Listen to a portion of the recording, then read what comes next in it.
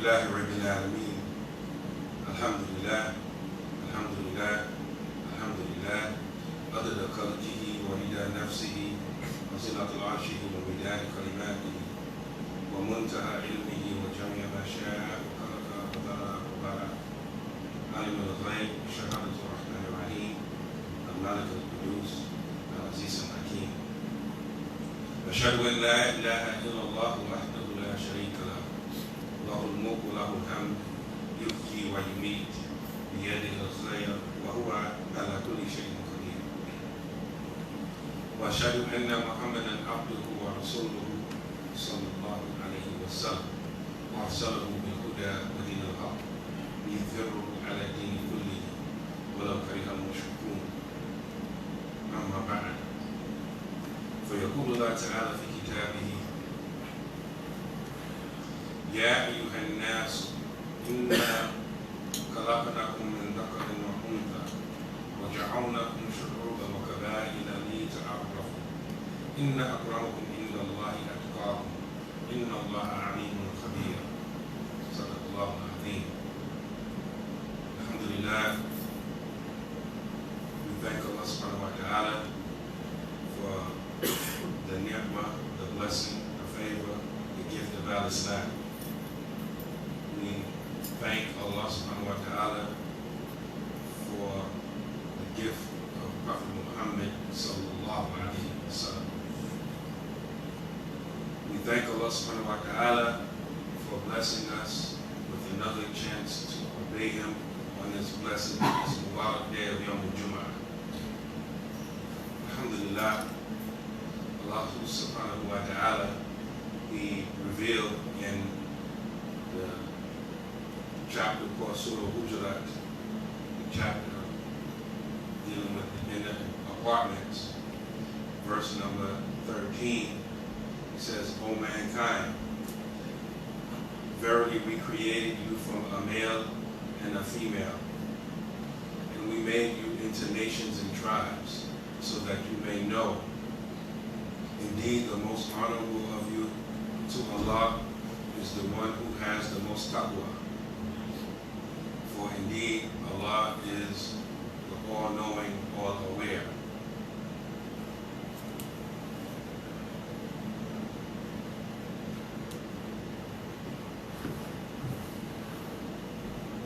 In this verse, Allah addresses all of humanity by reminding us that it is He who has created us, all of us, from a male and a female. And it is also He who made us into smaller and larger ethnic groups, or nations and tribes. It's Allah who did that.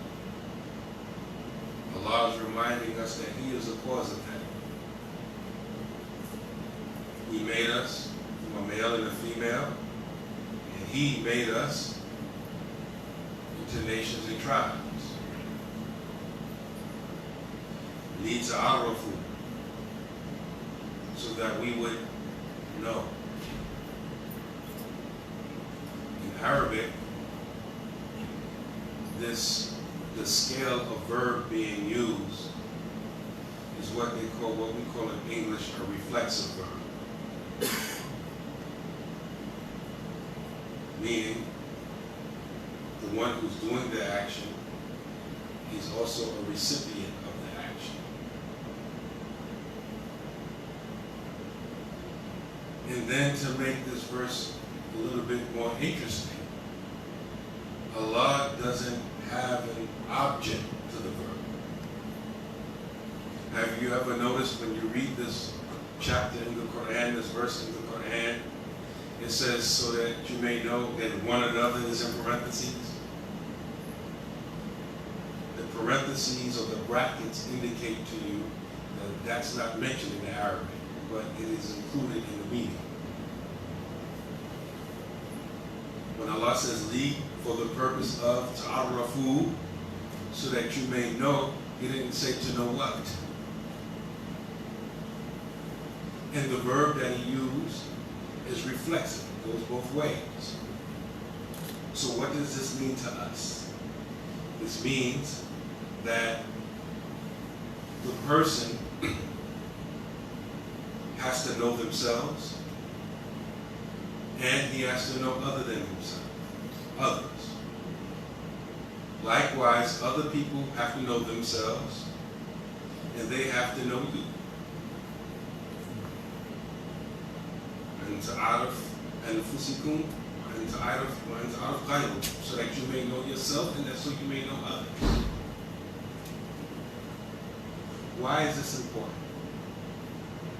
This is important because a lot of us were misled, were tricked into believing that Islam doesn't have any room in it for knowledge of self. So we thought we had to go outside of Islam and subconsciously be sinful Muslims just to get knowledge of self. And that whole mindset, including the one who gave it to us, is wrong. Right there in the Quran, in plain sight, Allah is telling you that you first and foremost have to have knowledge of self. And I'm not making this up. You read the commentaries of the Quran, they'll tell you the same thing. And if I was to ask most of you, the commentary of the Quran, the tafsir of the Quran that's most well known to us in the English world, English-speaking world, what is the name of that tafsir? I'm pretty sure that all of you would say tafsir ibn Kathir. In the English language.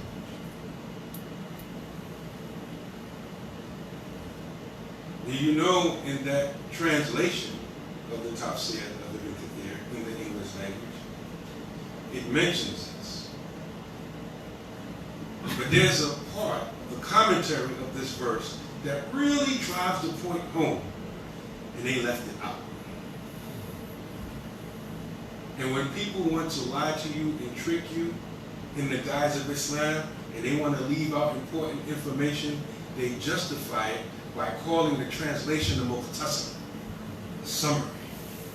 So they're not claiming to give you the whole book, they're leaving out parts of the book. And in this so-called mukhtasar of the Tafsir Ibn Kathir, translated in English, there's a hadith summarizing all of what Ibn Kathir commented on this part of the verse, these hours.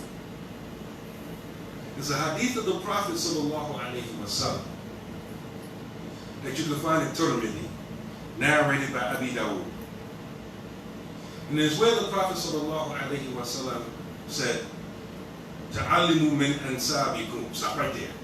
The hadith is longer. Ta'allimu, learn, a command, fi'l amr, learn min ansabikum. Learn from your lineages. Learn your family history. A command from the Prophet sallallahu alaihi wasallam. Knowledge of self. You leave that out in the English translation. Sometimes the omission or the silence is louder than what's being spoken. Ma tasiluna bihi arhamakum. Learn from your lineages that which will connect you to your most remote distant relative. The Quran and the Sunnah, clear and explicit on seeking knowledge of self. Say it right there in plain sight.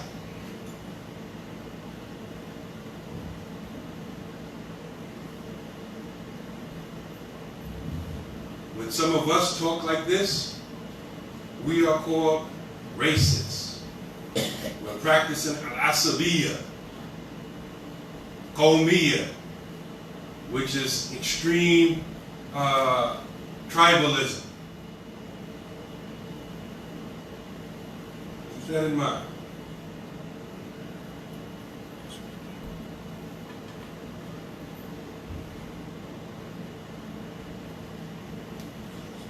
O mankind, verily we created you from a male and a female, and we made you into nations and tribes, so that you may know one another.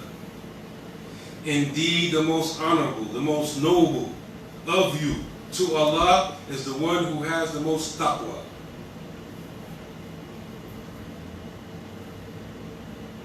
When you have knowledge of yourself, or you're learning the history of your people, or you're learning the history of other people, that's not saying, it's not even implying directly or indirectly that you claim to be better than anyone else.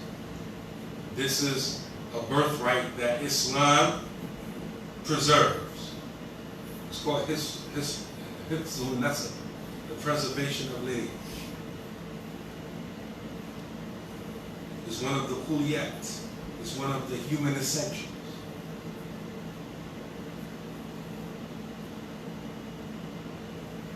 But the one who is better, who has the most honor, who is the most noble to Allah, is the one who has the most taqwa. And none of us knows who has the most taqwa.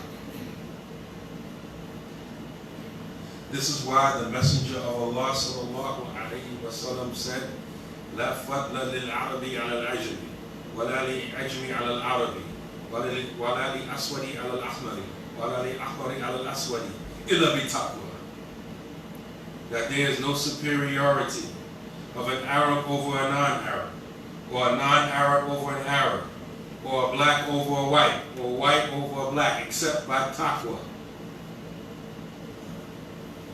Anytime anyone says, I'm better than him, or we are better than them, they are quoting their inspiration. The Imam of their madhab is Shaitan. Shaitan said with regards to Adam, Ana khayru minhu, I'm better than him. Khalaqtani min nar wa khalaqtahu min teen. You created me from fire and you created him from dirt. That was his logical justification for it. And whenever any one of us, regardless of what we are, where we come from, or what color our skin is, what justifications we claim to have, anytime we say anything like us, like that, in that masala, in that issue, Shaitan is our Imam. He's the first one who said it, and we're following him. We are better than them. Why? Because we from over here, or we're this color, or we this, or we that. When Allah subhanahu wa ta'ala clearly said, Inna akramakum indallahi atqakum. Verily the most honorable of you to Allah is the one who has the most taqwa. Inna Allaha alimun khabir. And Allah is the all-knowing, all-aware.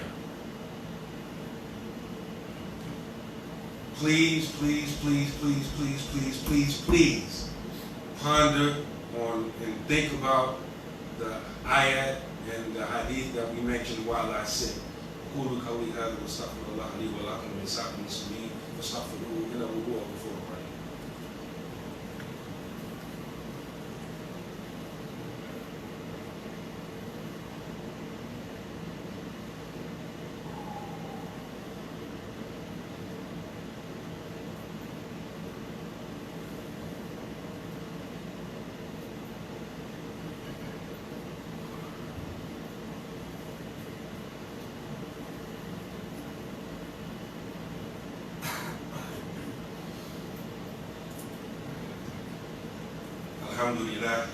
الحمد لله رب العالمين وأفضل الصلاة وأتم التسليم على سيدنا محمد وعلى آله وصحبه أجمعين ورضي الله تعالى عن سائر التابعين وعلماء العاملين وأئمة الأربعة المجتهدين ومقالدهم إلى يوم الدين. أما بعد. يا إخوان أوصيكم بتقوى الله. My brothers and sisters, I advise you to have taqwa of Allah as a wajab. And Jabir, Abdullah al-Ansari, قال رسول الله صلى الله عليه وسلم كان كل نبي يبعث إلى قومه خاصة وبعثت إلى كل أحمر وأسود. رواه Muslim. Jabir ibn Abdullah, may Allah be pleased with him, reported that the Messenger of Allah sallallahu alaihi wasallam said, every prophet was sent exclusively to his own people. Meaning his own people only. That's it. And then he said, but I was sent to everybody. And he said this many times. And when you look up this hadith of Sahih Muslim, there's many riwayat, there's many narrations. In this particular narration, he said, I have been sent to every white and black. And those of you that know Arabic, you know when what I translated as white, it literally says red. You have to know in classical Arabic, when they're referring to people, they didn't refer to people as white. They referred to white people as red. Usually when white is used, the color white is used regarding a person, it's talking about how clear and radiant their skin was. So the person could be white or black and still be described as abyad, white. Because it's not talking about the color, it's really talking about the radiance. But white people were generally described as ahmar, red. So he said, I was sent to every white and every black. And as we said, this hadith is recorded in Muslim. Qadi Iyad and Imam An-Nawawi. Qadi Iyad is the famous Maliki scholar who wrote many books, but I think the most famous of his books is called Shifa bi Ta'rif al-Mustafa, Healing by Recognizing the Rights of the Chosen One, known by its short title, Shifa. Very famous book, been translated in English for a long time. You see this in thick, the most popular translation has a green cover. Imam An-Nawawi, very famous scholar, the author of the 40 Hadith, Adhkar, the book of Dhikrs, the Riyadh al-Salihin, Gardens of the Righteous, and Sharh al-Muslim. Many other books. Commentary on Sahih Muslim. In Sahih Muslim, his commentary, he comments on this hadith that we mentioned, as well as Qadi Iyad. And they both say that it is said that the black in this hadith refers to the Arabs, because most of their skin color is black. Therefore, they are from among the blacks. And the red refers to the Ajam, the non-Arabs. Why is this important? This is important because Islam, or what we like to call microwave Islam, you know, microwave Islam. You know, like when you cook a meal in a microwave, it's quick. If you cook it too long, it not only heats it up, but a lot of us don't know it actually sucks the nutrients out of the food. It's not really healthy. It's just like radiating your food. I mean, like literally. So it tastes like food. It's edible, but the very nutrients and the things that actually feed in your cells are gone. Likewise, you have microwave Islam. Microwave Islam is quick. It doesn't take a lot of preparation. Sometimes it comes pre-packaged. You can skip the far behind and just go straight to YouTube. You can get a little here, a little bit over there, a little bit over there. It looks like Islam. It feels like Islam a little bit. But when you take it on and you practice it, it doesn't do what Islam is supposed to do. It doesn't feed you. It doesn't nourish you. It doesn't even give you all of Islam. It just gives you the outward aspects of Islam. Called microwave Islam.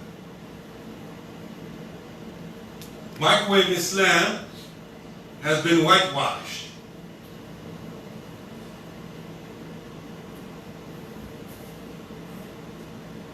You will be surprised of how many companions and notable figures in Islam look like most of you sitting here.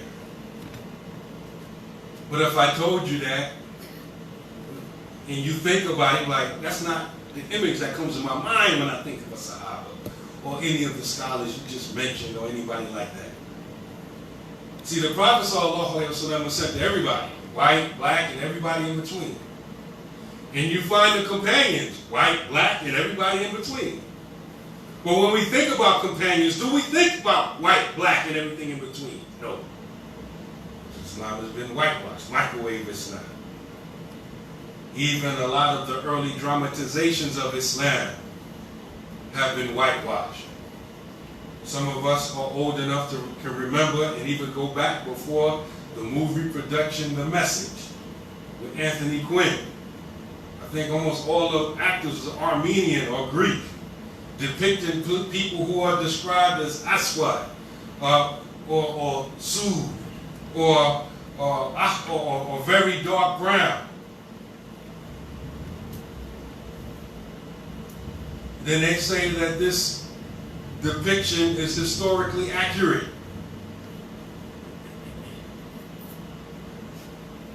Why is this important? Because we're living in a time and a place. See, Islam addresses all situations.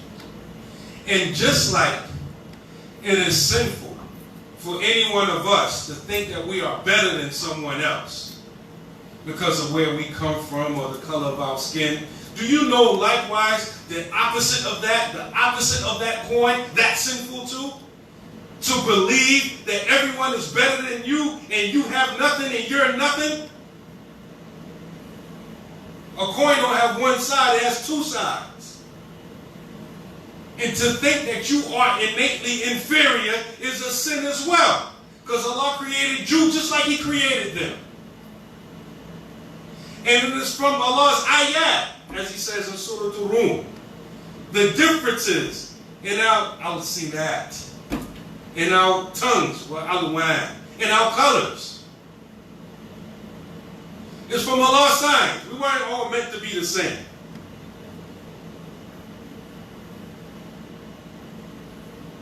And so this is something that we really have to think about. I'm sure if I asked any one of you after the Jumu'ah Khutbah, do you have an inferiority complex? Do you think everyone's better than you? Most of us will say no. Well, when we examine each other, live our daily lives, you find out that we lie to ourselves. That we in fact do think that people are better than us and superior to us.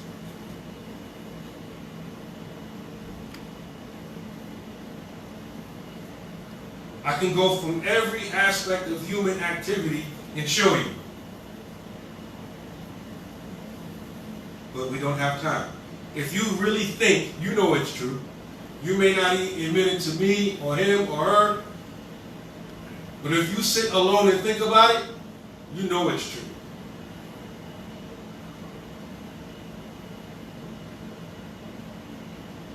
Know how I know it's true? Somebody can walk in this room right now. As long as he's non-American, has a nice fluffy beard, stove is white, has a turban on, has that look, you know the look, shape look. Most of you, and I'm not saying hypothetically because it happened before, you don't know him from anywhere. He just carries himself a certain way. You don't even know his name. This is your community. You'll be like, Tafadul Sheikh, lead the salat. You don't even know if he knows Al-Fatiha. But he has a shape look. Why? Because you have an inferiority complex. You don't admit it to yourself, but it's true and you know it. Why did you let him lead the salat? Who is he? I don't know. You just give the salat to anybody? The salat is not something to play with. The one who's leading you in salat has to know the ahkam of salat. Has to know the nullifiers of salat. But you so bogged down with your inferiority complex, you must think, man, listen, I don't, whoever he is, I know he's better than me. Because I'm nothing. You have to fight against that in yourself. And most of us have that sickness to one degree or another. Africans in America, we have it worse because we at the bottom of the totem pole. So everybody thinks they're better than us, And we think everybody's better than us. Most other people, they're somewhere in the middle.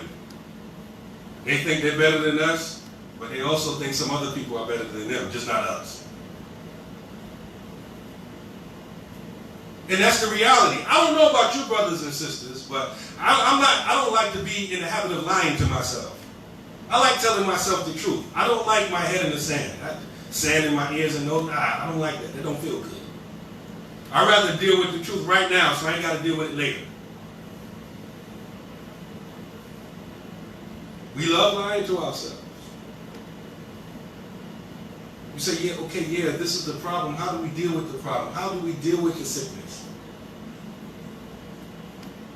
You know, Shaykh Uthman Fodio said in his book, Umdatu Bayan, in the section on Tasawwuf, purifying the heart, and he's talking about curing the heart of these blameworthy diseases. He said that you have to know that the wa'u, that the cure for kulli illa, for every sickness, is in its opposite. The cure for every sickness is in its opposite.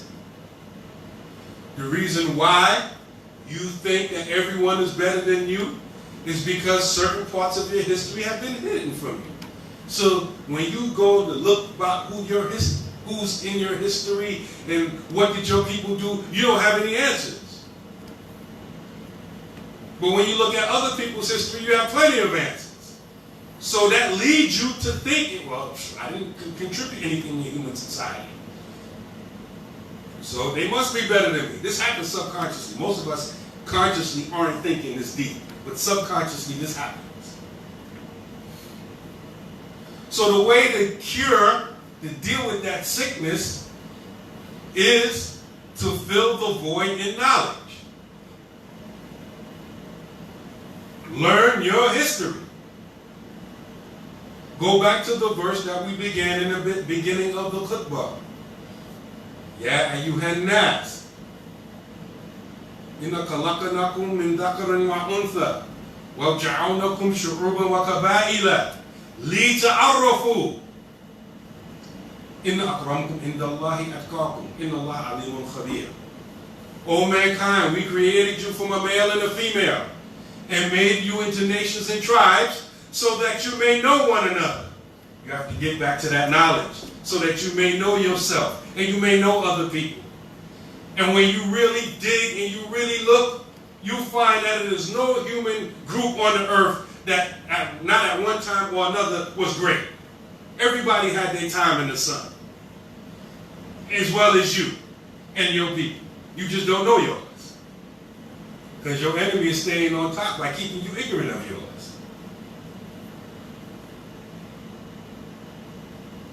So get back to that particular type of knowledge and learn it well, so you can begin to cure the disease of self-hate that you have.